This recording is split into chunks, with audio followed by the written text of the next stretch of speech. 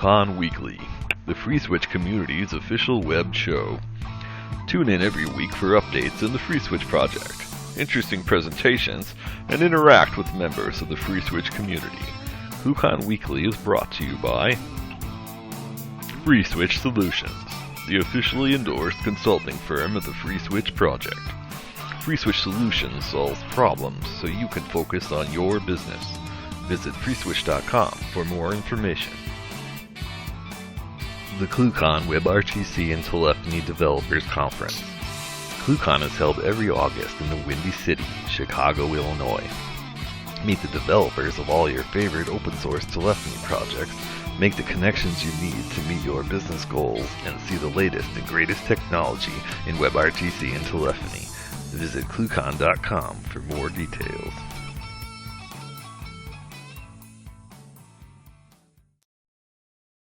All right, guys, welcome to ClueCon Weekly. Today is January the 6th, 2016, first ClueCon Weekly of the new year. And this week we'll have David Horton joining us and talking about some SIP load balancing with Node.js that he's done and how he's deployed that in a few different places. Before we get to Dave, though, we've probably got a few news and announcements coming up. How are you doing today, Mr. West? Doing pretty good. Getting back from the holidays, getting caught up. Trying to get on top of things, get the planning for the new year done, getting everything ready to launch for ClueCon. So everybody mark your calendars. First week of August, we'll be have everything on the website very soon. In addition, anybody out there that wants to donate to the cause, we're replacing our storage server that we had an issue with right before Christmas. So anybody that wishes to donate to that cause, please go to our website and click the donate button. It'd be greatly appreciated so we can get that task done so we don't have any more issues. And that's pretty much it. Well, thank you very much, Brian. Kathleen, how are you doing this morning, ma'am? I'm doing well. We had a nice little holiday break, and now we're back in the new year, getting ready to keep going and keep improving FreeSWITCH. And I think we have some exciting stuff coming down the pipeline, so stay tuned for that. As for the week in review, we had one feature go in over the holiday week for ModAMQP. They added functionality to be able to send the API response back as an event to an exchange defined in the API message header. So that's cute and it's kind of fun. Make sure to follow us on Twitter and like us on Facebook, subscribe to our Reddit and YouTube and LinkedIn, and visit FreeSWITCH.org to get all the latest updates. We have some great stuff coming down the pipeline, so pay attention to that, and you'll get all the info on ClueCon and what's happening there and when. So make sure to follow all those. That's about it. All right, thank you, Kathleen. And don't forget, guys, if you want to help us out with Jira and as a bug marshal or with documentation, contact me or Brian, krice@freeswitch.org or brian@freeswitch.org. If you want to help out with docs, just go join the docs mailing list at list.freeswitch.org, and you too can get involved with the project. You don't have to be a developer to do that, but you can help us sort through bugs, update the documentation, all that other good fun stuff that is also required. So we greatly appreciate when you spend time doing that. Thank you very much. Now coming up next, we have Mr. Dave Horton. How you doing today, Dave? I'm doing fine. Let's get this thing set up a little bit different here. So, you want to tell everybody a little bit about yourself, and then let me know when you want your screen share, and we'll just let you run with it. Sure, absolutely. Well, I've been doing SIP since about 2000, I think, so a little bit of time. Mostly for carriers. Back in 2000, I founded a company called Pactolus Communication Software, and we sold SIP platforms to carriers, and gave me a chance to get inside a lot of carrier networks and help them build up. These days, I'm doing more consulting to carriers, application development. Started using FreeSWITCH pretty extensively over the last few years. And I appreciate you guys giving me a chance to show and share some of the work that I've done in the area of load balancing across FreeSWITCH, which is a common need, obviously, that we all run into as we're deploying these things. Yeah, we can do a screen share. I have a few slides, not too many, and then we can look at some code and just sort of see how it all hangs together and then take some questions. All right, cool. We'll get the screen share going here. And get you to the right view. All right. Take it away, Dave. All right. Hopefully you can see a slide. At this point, I'm not looking at the screen share, so I've just got a few slides here talking about load balancing. Let me know if you're not seeing those. I'll assume that you are. I'm looking at a slide entitled Requirements. These are just my own requirements. Obviously, there's a lot of solutions out there, Chameleon and so forth, for load balancing. What I was looking for was something that was completely open source. As I say, performance is important for me. Performance is, sort of it's all about cost. So I was looking for what I consider reasonable performance. For me, that'd be 80 to 100 calls per second on a pretty modest, server. I've done a lot of my testing and some deployment on, small DigitalOcean VMs and hitting that mark. I wanted access to call detail records optionally. Very important for me was to be able to get access to SIP traces. I've just spent so much time debugging SIP that I need an easy way to get SIP traces, need to be able to run SIP traces all the time. Wanted it to be simple to configure, and then I wanted to be easy to extend and add features. If I wanted it to also act as a registrar, I wanted to be able to do that. So those are kind of the requirements that were driving me. The next slide is just a sort of goofy high-level picture of things, of what's involved. A bunch of these pieces are called Dractio for no particularly good reason, other than I was living in Wales at the time I started to develop this. And Dractio is a Welsh word that means drink, or as I like to think, to sip with vigor. So it's a client-server type of architecture. At the bottom, I'm using the Sophia SIP stack. I'm using the NTA transactional subsystem as opposed to NUA. On top of that, I have Dractio server process. These are in C++, obviously the SIP stack and Dractio server. Controlling transaction state and so forth. Being controlled across the network by one or more applications. And the application stack consists of a lower level client that's handling transmissions, very analogous to an event socket type of thing. And then a Dractio middleware framework, and then some higher level frameworks. SRF stands for Signaling Resource Framework, and MRF stands for Media Resource Framework. And on top of that, you would write applications. And everything on the slide here is public MIT license under my account at GitHub. So feel free to have a look there, of course. And fork it and help out if it's something that appeals to you. Whether it appeals to you or not might depend on how interested you are in Node.js, because this is a Node.js-based solution. If Node.js is something you're not familiar with or not interested in, you probably won't be interested in this. If you think it's something interesting, then you may find this interesting. If you're more familiar, if you've built things in middleware like things like Express and Connect to do web applications, then you may well be interested in this, because it is very similar to those Node.js type of frameworks. Basically because I've found them to be very easy to use. Not to go deeply into Node.js or frameworks like Express, but just to give a very brief kind of example, Express is for HTTP web application kinds of things, and it's a very simple middleware framework. This is kind of the guts of an application where you may require it. The Express object, which is a function. You execute the function, you get an app, and then you can call methods like get and post, get requests, get handed request and response objects, and do things with those requests and response to send them back. So Dractio is really, very similar. A little more set up front, but basically a similar thing where you create a form of an app. We have to connect to a server because it is a client server, but after that, you have methods like invite, register, whatnot to be handed a request, which is a SIP request and a response, and you may do things like send the response back, attach headers to it. It's intended to be quite flexible and sort of customize the message to your liking, and at the same time, hopefully not making it too many low-level details where you're sort of messing with the nuts and bolts if you don't want to mess with nuts and bolts. But that's the style of application, and you'll see it a little more clearly when we look at the proxy application. It has a concept of middleware too, as those other frameworks have the concept of middleware. So you can bolt in middleware functions. Here's an example of the same thing before, but now I've bolted in I'm using a middleware function just to restrict people that can send me invites to authorized CIDRs. So I stick in some middleware, it's in the chain, it processes the request, it can either bounce it back at that point, send it on up the chain.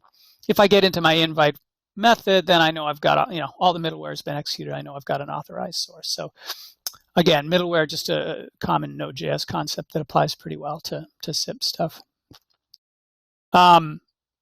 Today we're talking about using this as a proxy. So as a proxy, it's pretty straightforward. Again, I've got an invite method, I've got a request and response object. I'm simply calling a proxy method on the ooh, that's actually a typo. Let me fix that as we say, on the request. So I can proxy the request. I pass it an option object, I get a callback. It tells me if it completed, or if not, the error would have the status code. I have the results if I want them. The options really, there's only one thing required, and that's the destination to proxy. It can be just one destination, which would be an IP address to send to, or an IP address : port. That's the SIP address import. Or it can be an array of them, and if it's an array, it can either march through sequentially, or it can be a forking proxy and send them simultaneously. But basically, pretty straightforward to set up. All you do is call the proxy. Everything else happens, the whole proxy happens. You simply sort of get notified what happens at the end, where it connected to, where it tried and failed, final result, and all that. Optional things you can specify. You can be a proxy that remains in the dialog. So you want to stay in the dialog and handle all the subsequent messaging in the by. Proxy can handle redirects. So if you get a redirect response back from somewhere you tried to send, you can either send it all the way back upstream, or you can generate a new invite yourself, depending on your selection there.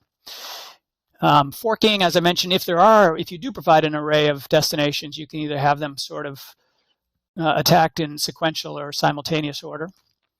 And to enable that, you can specify a provisional timeout. If we don't get a 100 trying in 2 seconds or whatever, we would then march on to the next one. Same thing with final timeout. So basically that's, when we look at the proxy application, that's kind of the guts of it, and it's pretty simple. So next thing I want to do is actually just look at some of the code and some of the logs, make a few calls, and just see things kind of run through the system. So hopefully you are seeing my screen now. I've got a couple windows open. This is just a couple servers at DigitalOcean. For the server, the Dracula server, there's a configuration file. It's pretty simple. It's XML. Let's just have a quick look at it here. So it's just the address we're going to bind to, information about logging, where we want to send log files to. We can do syslog or file logging. Log levels for the internal Sophias and log levels for our stuff. That's really about it.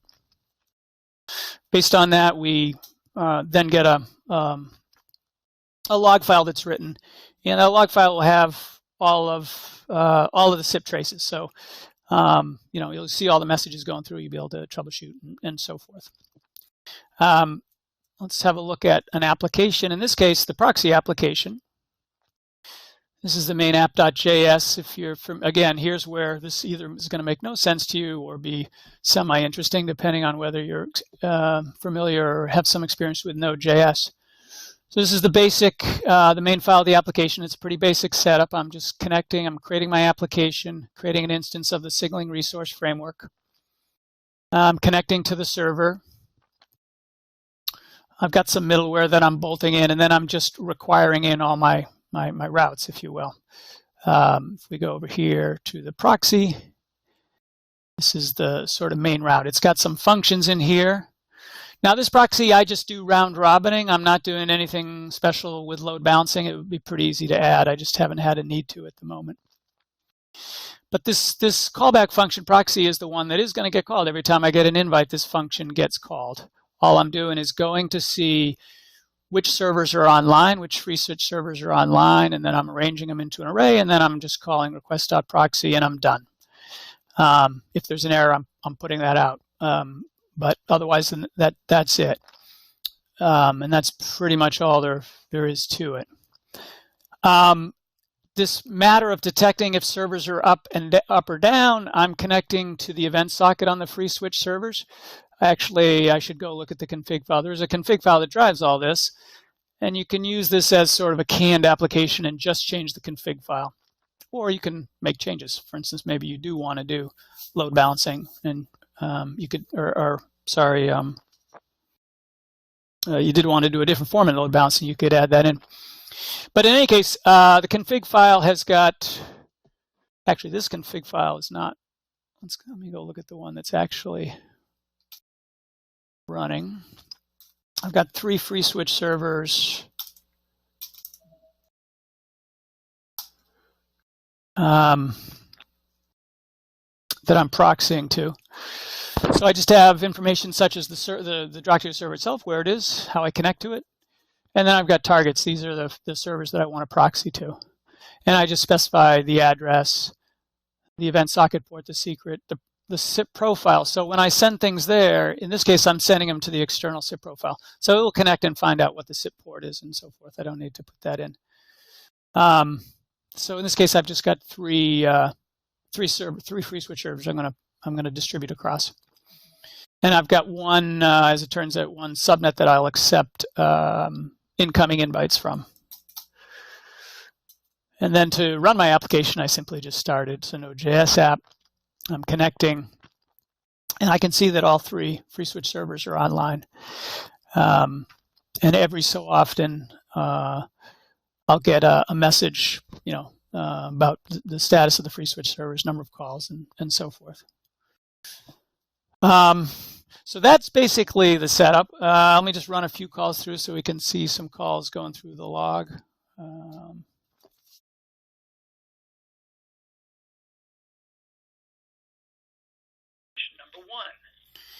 1. Bye. All right, so we're just, again, round robining through the 3 FreeSWITCH servers. You can see the calls coming through. FreeSWITCH number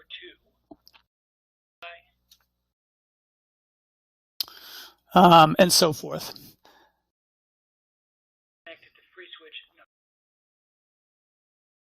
If I take a FreeSWITCH server down, it will detect that.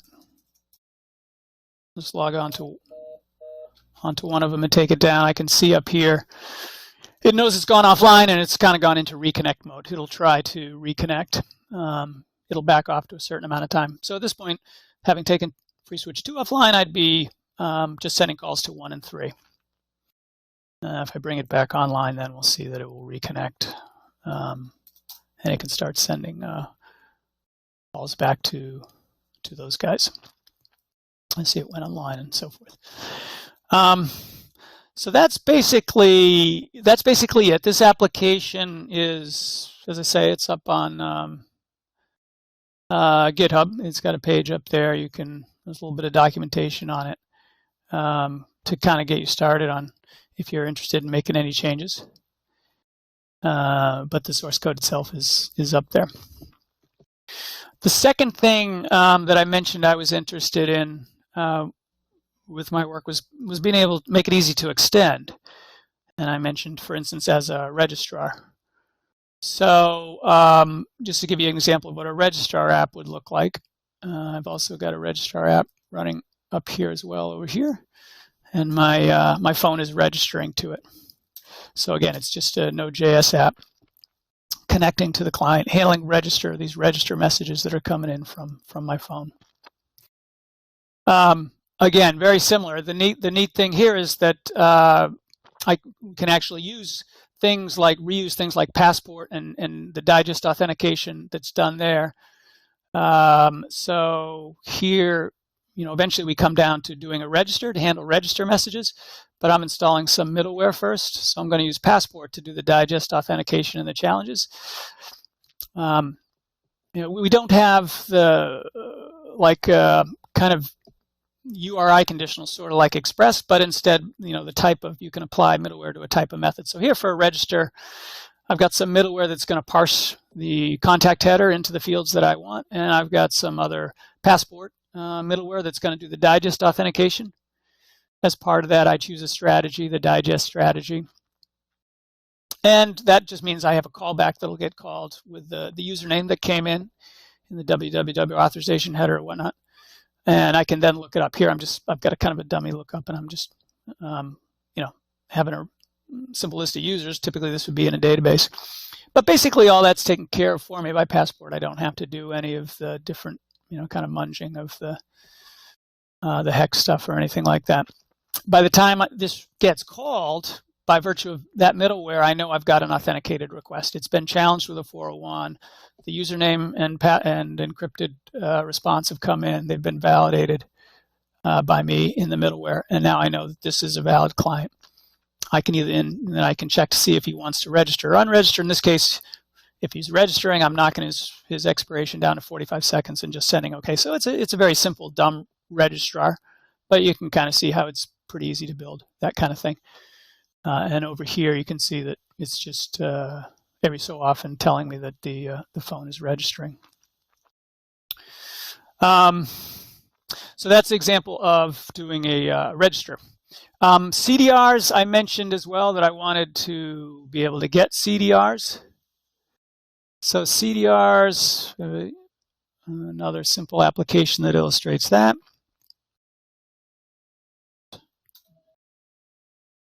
I can get in the right window.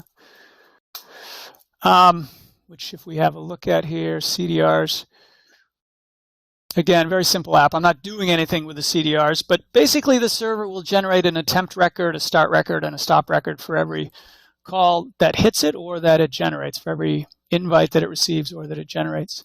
So an attempt record just represents an incoming invite attempt or an invite that was sent. A start record represents a 200 OK. Stop record represents either the final failure, non-success failure of an invite, or at the far end of a completed call, the 200 by. And I get all of this message. So I can basically sort of tap into this CDR stream just by adding an event handler for these event names, CDR attempt. Again, connect to the server, install some event handlers, pretty much good to go. So this guy, as I go back to making, let's say we'll make another call, should see some CDRs come through. This is the information you get is voluminous, so it's kind of up to you to decide what you want. Let me scroll back to the top. You do get, you get the whole message, all the headers if you wanted them. The body, actually get the raw message if you want it. You get the source, so it was the type of record, it was an attempt record, it came from the network versus the application, the GMT time that the stack received it. So we got an attempt record coming in, and then we sent, because we proxied and sent a request, we sent an attempt record going out and so forth from the application. So that's how you can deal with CDRs if you need to or want to, and obviously stick them somewhere useful to you in a database or whatnot. That's kind of a quick run through of it. Where sort of future directions for me or where I'm going. I'm working on sort of using FreeSWITCH as a media resource framework. So I want to be able to build some applications in this Node.js framework and use FreeSWITCH as the media server.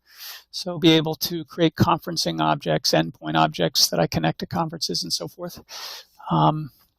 Need to add support for SIP over WebSockets. There's more stuff I want to do in HA, and just generally more documentation, more example sorts of applications. My intention is to be doing all this open source and up on GitHub. So if you're interested, you can sort of follow along and or participate. That's it. So if anybody has questions, happy to respond. So I've got a question for you. Hold on, let's rearrange this just a little bit. Yeah. Turn that off. When it comes to scalability on there so far, you mentioned with FreeSWITCH we get a lot of crazy requests for high call volumes, and I mean crazy high call volumes.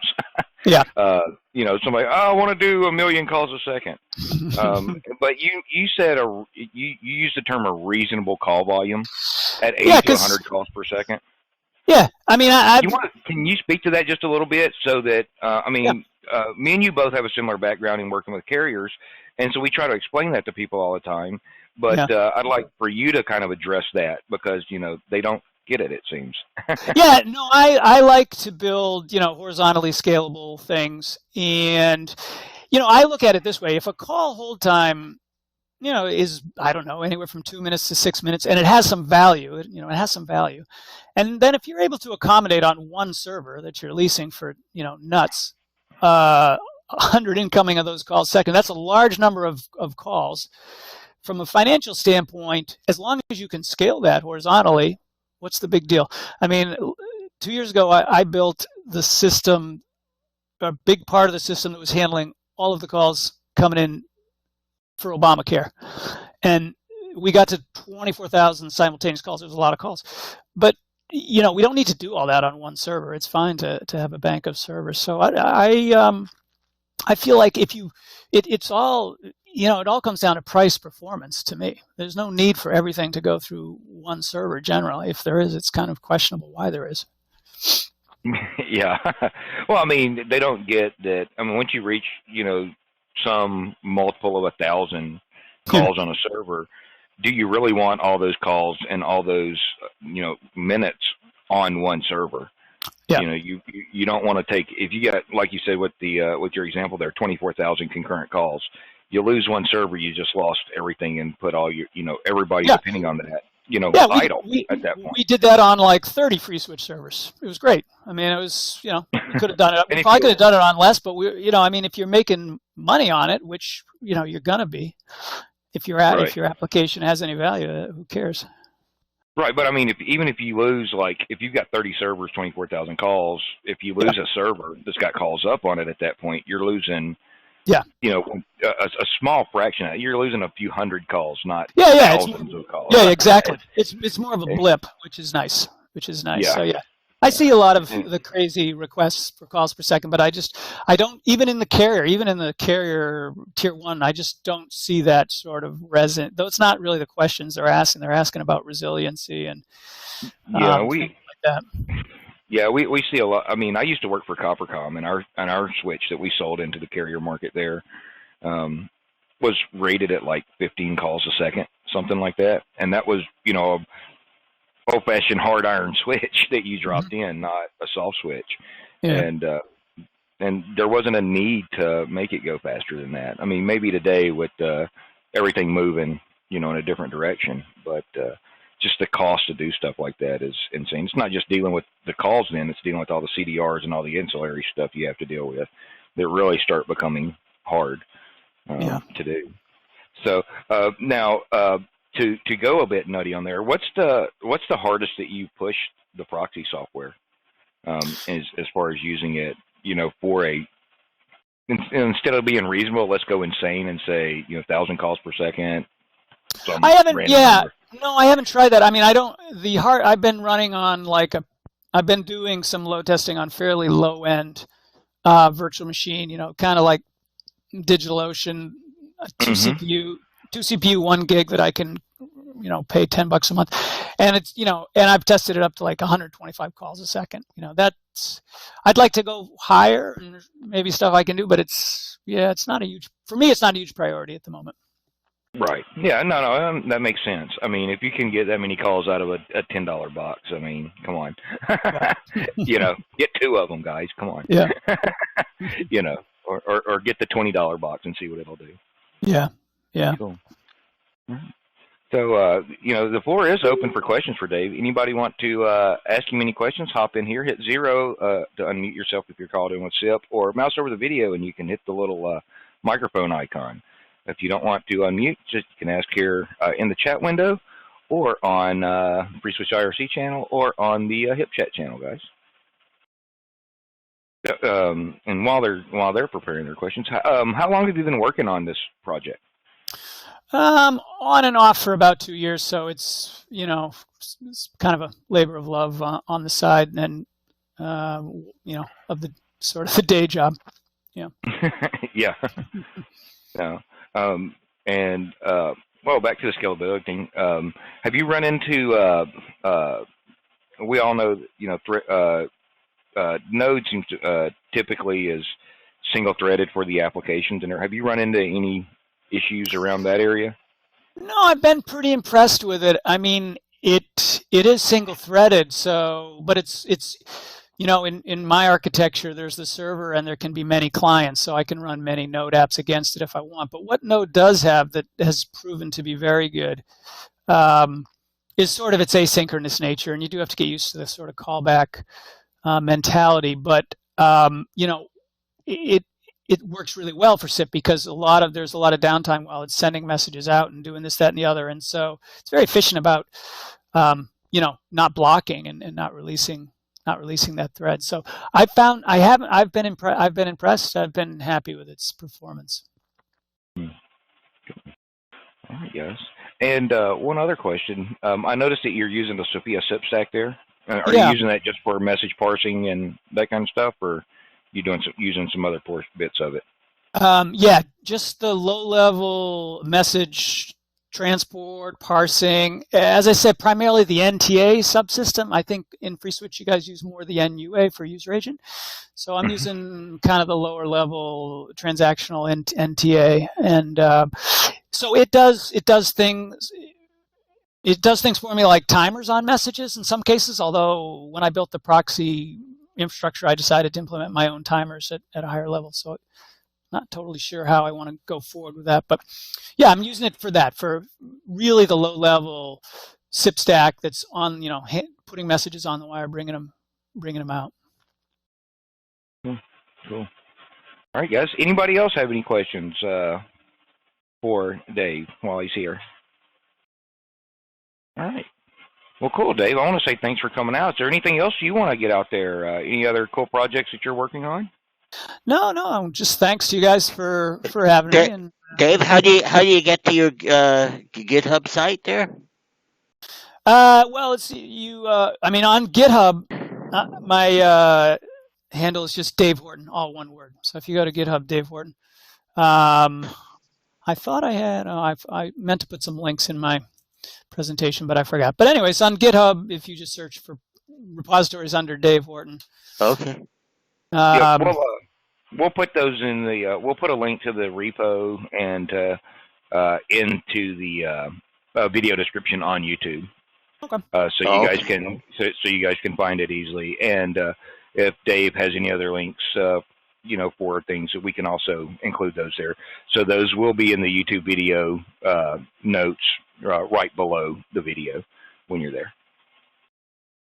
Hey. I was wondering, do you think you'll make it out to ClueCon in August in Chicago? Yeah, I would like to. I never have, so definitely something I would like to do. So I think this might be a good year to do that. Yeah, you should definitely come out and join us for that. It's always a good time there. Plus, I think this year we had started doing a hackathon there, so I think this year we're gonna be expanding the hackathon even more. And that's always pretty cool to see what people come up with. Last year we had a handful of vendors show up with their SDKs and free access to their systems, so people could build various things, and it worked pretty good. And so I think we are gonna be expanding that this year. We're working on some new stuff for that, so that should be really, really, really cool. Not just for what you can do in code, but bringing some of those things into the real world. So hopefully that works out really, really cool. So we're still kind of in the early planning stages for that, but ClueCon's only 8 months away, so it's not a lot of time in reality, unfortunately. But I know Brian over there. He's been actually working on ClueCon 2016 since the end of ClueCon 2015, and it's going. But yeah. But, and I'm already working on 2017, so I've got things lined up. So you got to start early and stay on top of it. Yeah. All right, cool. So any other plugs you want to get out there, Dave? No, I'm good. All right, guys. Y'all check out Dave at davehorton.github.io and or either that GitHub, / Dave Horton. You can also follow us on FreeSWITCH at FreeSWITCH on Twitter. Like us on Facebook. Subscribe to our channel with the little link down below, and check out our other videos. We'll have all the show notes in there. So you guys come back and join us next week. We'll be back here, same bat time, same bat channel. Thanks, guys.